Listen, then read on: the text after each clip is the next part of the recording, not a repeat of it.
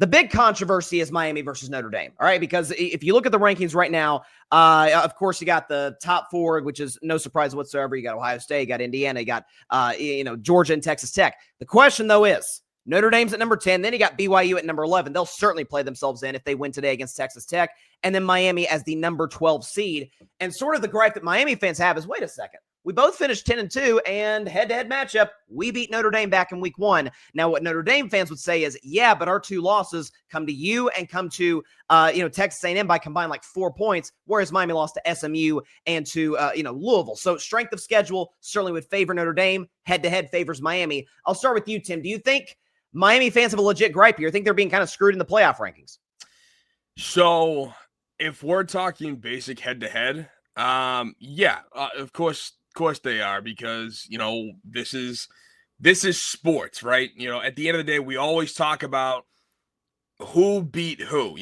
We always want to see, like, one of the greatest travesties in sports history was the fact that the 86 Lakers couldn't get to the finals. So my 86 Celtics, arguably, if not the greatest team in basketball history, had to go play the freaking Rockets with Hakeem Olajuwon and Ralph Sampson, which so dumb. But that's the travesties. We want to see the best versus the best. And with Notre Dame and Miami, yes, having played each other in week 1, Miami, you could say, they did win, which should give them the edge. But what I take away from that is Notre Dame, ever since week 1, has been the better team, has absolutely dominated in the run game. You could see CJ Carr evolve as the season went on, and not for nothing, he stepped right in and went down to Miami, nearly beat them. Like, let's not forget how Miami almost blew that game to Notre Dame. And then the following week should have beat Texas A&M, and Texas A&M's ride would have been cut short in week 2. They wouldn't be the team that they are, and we all wouldn't be making fun of them because they have this sense of fear because their history doesn't bode well for them. And what I take a look at that is, I understand they played week 1. And I think both in college football and professional football, the first couple weeks are, okay, let's still get a feel for each other. And the BCS, I think, was the best that understood that, the BCS system. Because if you lost week 1, week 2, or week 3, down the road, if that was your only loss, and you were out of the conference championship or in the conference championship, you were almost guaranteed a spot, depending on, obviously, how the rest of the field played out. So it was good to lose early, bad to lose late. And my question is more to the fact that, when do head-to-head losses matter, or when should they matter? Because we all know the first couple weeks are kind of that feeler out system. You're still trying to understand who you are as a team, kind of where you benefit or where your strength is, running the ball, throwing the ball.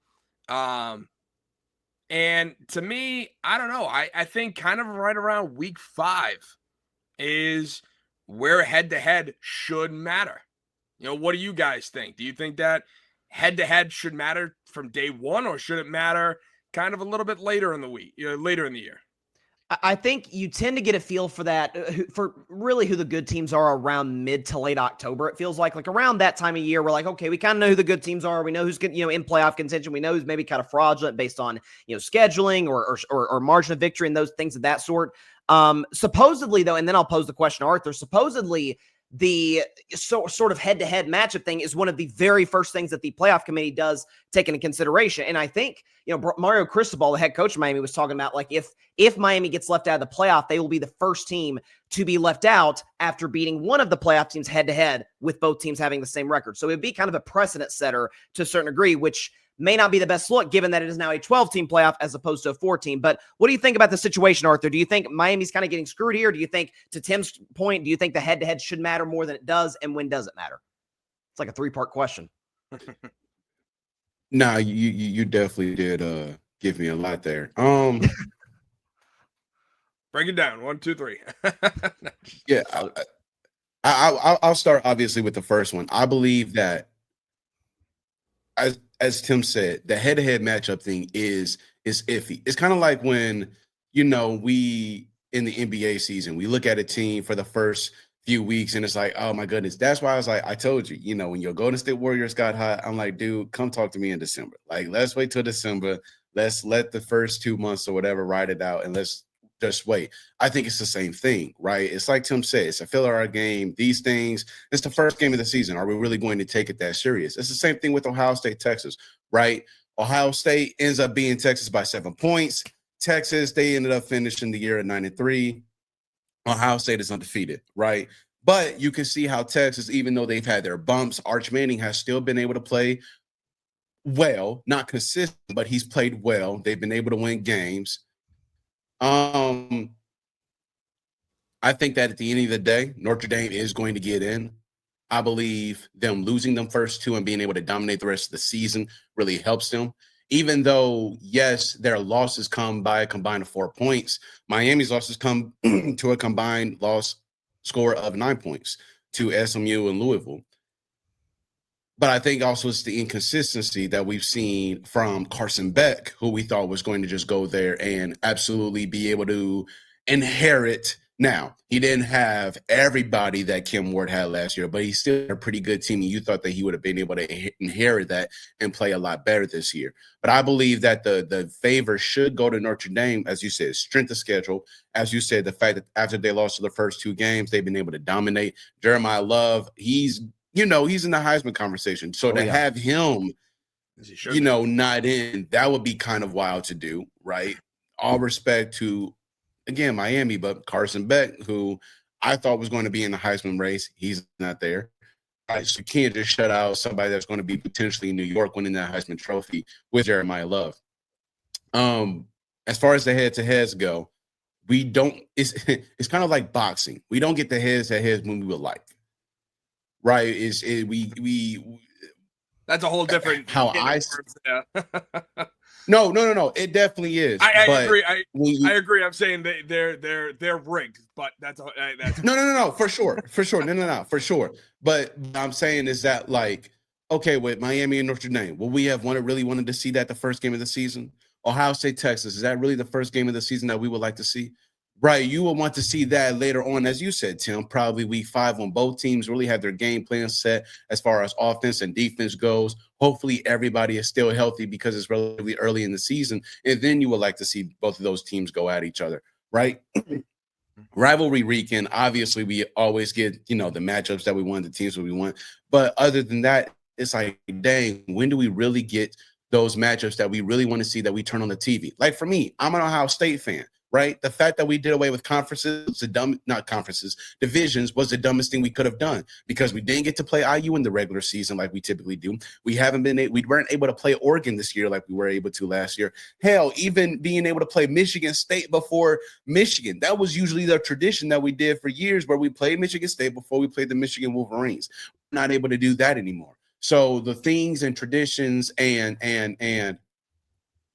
just traditions that we were able to enjoy, you're not really able to enjoy anymore just because of the new college football playoff format, because conferences are being done away with. Now, I know I said in the group chat, but unbeknownst to me, until last week, I didn't know the Pac-12 was coming back. So that's going to be that's going to be interesting to see, okay, are there teams possibly going back? Are there teams joining? Because honestly, look, as much as I love Oregon, you said what, Tim? No, I was just saying it's as it's currently constituted or what it will be. It's a fake Pac-12, but continue. Sorry, Ada.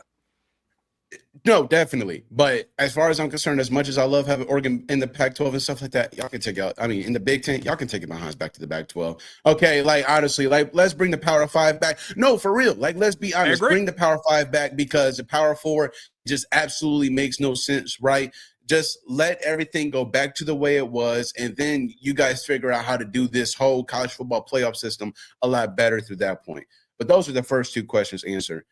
Bryson, what was the third one? When should head-to-head matchups matter? What Tim said, yeah. So if you don't subscribe to the fact that Miami beat Notre Dame in week 1 and that Miami should be ranked ahead of Notre Dame, it's okay.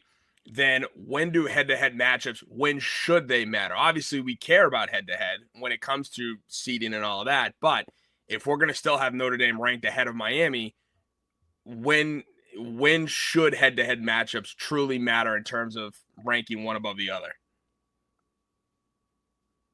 I believe that later head-to-head matchups in the year need to matter. Again, Miami, Notre Dame, that's the first time we're seeing each other's playbooks as far as the opponent is concerned. Carson Beck, a new team. It's just different things going on into that week 1 that you're not going to see in week 5, week 6, week 7, later on down the line when, again, you have your game plan set most of the time. You have your roster set because prayerfully everybody is healthy and able to go out and play. Jeremiah Love has been on a Heisman tear all season. The coaches, right, are two pretty damn good coaches of their programs. The later head-to-head matchups matter, in my opinion. The ones that are early on in the season, you can't knock them, man. It's early. It's the same way with Heisman talks. Why are we having Heisman talks early on in the season? The Heisman preseason talks and all that stuff, yeah, cool. But I'm not taking a Heisman vote or a Heisman talk serious until probably 5, 6, 7 when the going really gets tough. And we're seeing, okay, who are the clear-cut best teams? Who are the clear-cut best players? That's fair, and I think that's how I look at it. And I think it's a tough balancing act because the way college football does their scheduling, obviously conference play. I mean, for some teams it starts in like week 2, week 3, but I think I would almost suggest because homecoming later in the season we get to November and it's like Alabama always plays McDonald's Western the week before they play Auburn. Like that's kind of, I would almost suggest put the big time out of conference games, put those in week 13 and then have your rivalry week in week 14. Like have there be some sort of like where it doesn't kill your conference championship chances, but playoff opportunities. The teams are like, if we would have gotten Ohio State, Texas in week 13 as opposed to week 1. To your point, Tim, like it's later in the season. We know who these teams are. We know how good they are. Now let's stack them up and see how they face off head to head. Whereas week 1, go ahead. No. Yeah, I agree with everything you're saying. Just for an example purpose, the infamous Catholics versus Convicts game, Notre Dame, Miami, wasn't in September. It was October 15th of 1988. So, that's perfect. Like we knew who the 1988 Hurricanes were. We knew who the 1988 Notre Dame Fighting Irish were. And, they went head to head. Just like usually when, and again, I'm using Notre Dame as examples, but and they're not in a conference, I get it. But when Notre Dame has to travel out to USC, that's usually at the very end of the year. And Notre Dame and USC typically are up there. They're usually in the top 25 somewhere. So it makes for a great matchup to end the year with. And a game where you're vested, you're interested because, okay, if, yes, it doesn't affect USC's bid for the conference championship, it can affect what happens for the national championship. In this case would be the college football playoff if that were to really matter. But yeah, so I mean, that's the thing. Like Miami fans, and again, you're talking to a Florida kid, biased, hate Miami, down, I don't care. The funny thing is though, it's like, yeah, I do believe that if you really want to take head-to-head matchups seriously, the first couple weeks don't really necessarily or should not necessarily matter as much as once you start to get to mid-October and then down the line. And adding on to my fault, Barson, but adding on to that, Tim, with what you said, and again, going back to Ohio State, Texas, dude, the final score of that game was 14-7. Yep. And you could clearly see the game plan for both of these coaches was, we just want to win this game. We don't give a damn about trying to be flashy. We don't care about putting points on the board. We just want to get out of week one when saying that we won this game. Because again, both of these teams met in the semi championship. Semifinal, yeah. Yeah, semifinal last year. To be able to go to the championship game. So it's like we already know the talks coming in this game. It's going to be a revenge type game for Texas. It's at the Horseshoe. So can the Buckeyes defend? It's 2 new quarterbacks for their teams, yada, yada, yada. I would have rather seen that game later on in the season when prayerfully Arch Manning was easily healthy. Carnell Tate and Jeremiah Smith are healthy, and we can really see what both of these two teams are made of against each other. And then that also goes into the talks of, has Ohio State been tested? Now, okay, here you see we beat Texas, right, in convincing fashion. It was at home, or what? No, it would have been here because at home, able to shut down Arch Manning. So it's just those type of things to where even the narratives and be able to have the storylines and the what am I looking for? The evidence to be able to say, hey, this is why we should be here as opposed to them. You were not able to get that at the beginning of the season. Same thing with, hey, even though it was a great first game between Notre Dame and Miami, imagine the repercussions if they were to do this later on this season. Now we can really get to talking like Steve Sarkisian has been doing for Texas, right? Hey, we've done this, we did this. It's later on in the season. It's cute. Like, what if it means more to me. Florida State and Alabama finished with the same record? What if Florida State, went on and had the same record? Will we be sitting here doing the same thing? Because Bama rattled how many off in a row versus SEC teams? Yep. And if Florida State, okay, yeah, they were, 10-2 also, would we be sitting here saying the same thing? Well, especially if head-to-head, like, again, if the ACC is a far State weaker won. conference, but Florida State beat them quite, soundly in week one. I think the tough thing that I'm kind of balancing in my head is because most week one games in college football, I mean, I remember the early stages of the season going through like, okay, there's a lot of, Texas versus, San Jose State. It's like, okay, college football is kind of balancing that, and trying to put as many marquee matchups as possible in week one to kind of, it's kind of like the appetizer for the season. Balancing that with, but you could have it later, but you want to get off to like an exciting start, have these big games to promote.